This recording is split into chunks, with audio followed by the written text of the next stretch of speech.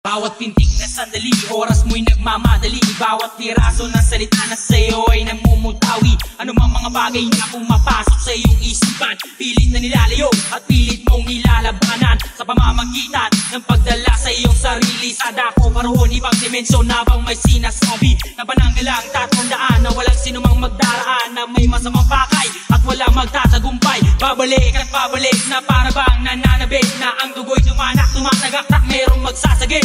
Mga bagay-bagay na sa'yo'y magdadala sa tamang landas at umiwas sa mga dilema na dulot na salot na sa mundo ay tumatakot. Pilit na ilulubog at igagapos sa takot. Ang iyong mga mata ay pilit na isasara hanggang sa kaloob-loob mo magdasal ka na.